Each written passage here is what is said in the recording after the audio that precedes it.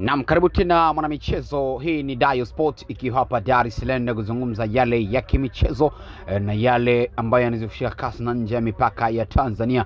Hicho ni kikosi cha wekundu wa Msimbazi kikiwa safari ya kutoka uwanja wa ndege wa airport wa Mwalimu Julius Kambarage Nyerere kuelekea kule nchini Eswatini, ambapo safari yake itatoka hapa Dar es Salaam kuwasili pale mji wa Mandela, Nelson Mandela, South Africa, alafu kisha kitoka South Africa itaelekea Eswatini kujiandaa na mchezo wa kombe la klabu bingwa barani Afrika dhidi ya Ismzin, ambao mchezo utachezwa Oktoba tarehe 19 ya mwezi wa 10 2025 katika uwanja Eswatini pale nchini Eswatini. Hiyo ni baadhi wachezaji. Huyo tunamwona hapo Mejan Charles Yaua akiwasili vyema hapa kuhakikisha kwenda kuibeba bendera ya nchi ya Tanzania. Elie Mpanzu Kibisawala, huyo hapo Elie Mpanzu Kibisawala, mashine ya kazi kweli kweli, kijiandaa vyema kwenda kuibeba bendera ya Tanzania.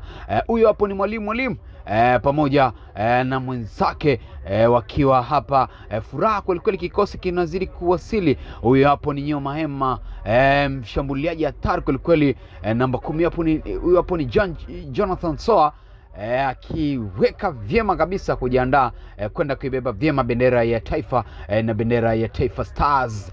Bana, kikosi hicho kitawasili pale nchini South Africa, Afrika ya Kusini, kwa mji wa Nelson Mandela, kuhakikisha safari yake ya kuelekea Eswatini.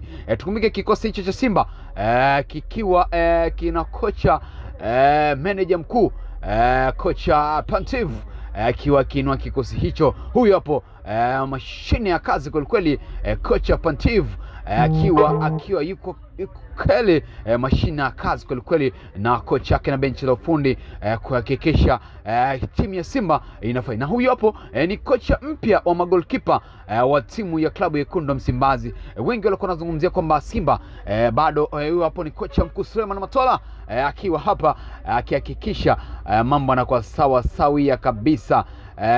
Bana, kikosi hicho cha wekundu wa Msimbazi kitanoa nanga mwendo wa saa 5 kamili za alasiri hapa Dar es Salaam.